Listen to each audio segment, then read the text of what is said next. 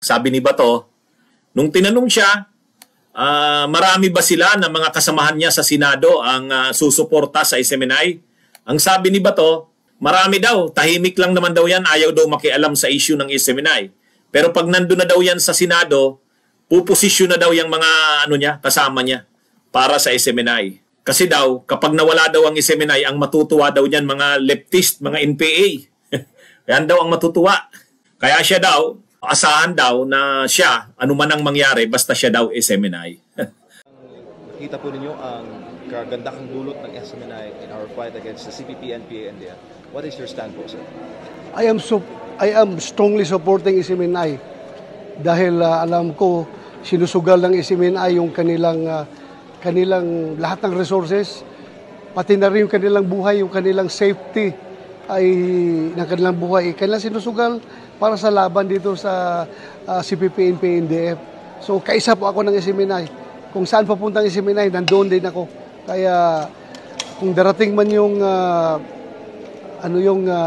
cancellation ng prangkisa ng SMNI, darating man yan sa punto na makapasa sa lower house at pupunta doon sa amin sa Senado, well, maasahan po ninyo ako na alam ko what SMNI is doing. Sir, aside from you, we have also other comrades doon sa Senate na nakita ang kagandahan doon? Well, some of our comrades are just silent, but alam ko yung pulso ng kanilang puso. Alam ko kung saan sila nagsasign. Nakakalungkot na ganyan ang mga senador. Pero sa totoo lang, may punto dun si Bato, ha? May punto dyan, mga kabunyog, si Bato. Ano ang punto ni Bato? Ang punto ni Bato dyan, marami sa kanya mga kasamahan sa Senado, mga tahimik lang yan, pero mga SMNI yan. Actually, yung sa ngayon, sa totoo lang, mas medyo nagtinu-tinu ngayon ang Kamara kaysa sa Senado. Yun nga ang malungkot eh. Kasi yung Kamara ngayon, dahil nga ang leader nila si Romualdez, at si Romualdez ay kaaway ng Duterte. Siyempre, Duterte ang SMNI. So ngayon, ang mga kongresista naman susunod yan kung anong stand ni Romualdez eh. Kaya karamihan ngayon ng kongresista, kaya nilang pumalag sa SMNI. Kaya pag sinabing tanggalan ng prangkesa yan, kayang gawin yan mga kongresista. Pero pagdating sa Senado, karamihan talaga ng mga senador dyan, mahirapan pagdating sa issue ng SMNI. Kasi mga maka-Duterte yan eh. Marami akong nakikitang senador ngayon, Duterte. O halimbawa, si Bato, si Bongo, si Tolentino, si Robin Hood Padilla, apat na kaagad yan. Apat na kaagad yan. Kung ang pag-uusapan lang mayorya, 12 lang naman na boto ang kailangan o 13, kasi 24 yan. O may apat na kaagad sila na miyembro ng PDP laban. Mayroon pang mga senador na hindi man miyembro ng PDP laban pero talagang mga Duterte rin yan kaya maka-SM na yan. Halimbawa, yung mag-ina na Bilyar, si Cynthia at saka si Mark. Yung mag-kapatid na Cayetano, si Pia at saka si Alan Peter. Duterte yan, SM na yan. Yung mga artista dyan, si Bong Revilla, si Lito Lapid, si Jingo Estrada, wala, mga yan. Duterte ang mga yan.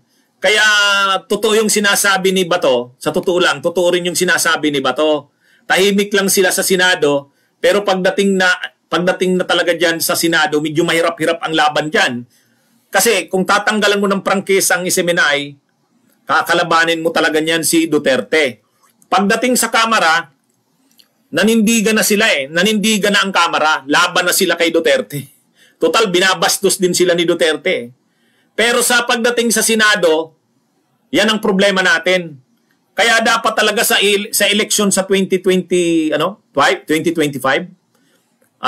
dapat malakas ang laban nating mga nasa oposisyon. Palitan na natin ang mga senador. Kasi hindi naman makakapagsulong ng batas nang walang approval ng Senado. Kasi bicameral tayo eh. Kaya itong si Bato, sabi niya, naniniwala ako, marami akong kasamahan sa Senado. Pag nakarating na yan sa Senado, alam na namin ang magiging boto namin. Pero, syempre, maaari pa yung mabago. Paano? Ipakita natin yung i-expose natin na galit tayo sa mga senador na hindi nabuboto para sa SMNI. yung mga senador na susuporta sa SMNI kapag nakarating sa Senado ang isyong ito, ipakita natin na hindi na natin sila iboboto sa 2028. Pagka ganyan, nakita yan ng mga senador, lalo si Pia Cayetano, lalo yung mga senador na magre-re-electionista, magbabago ng stand yan.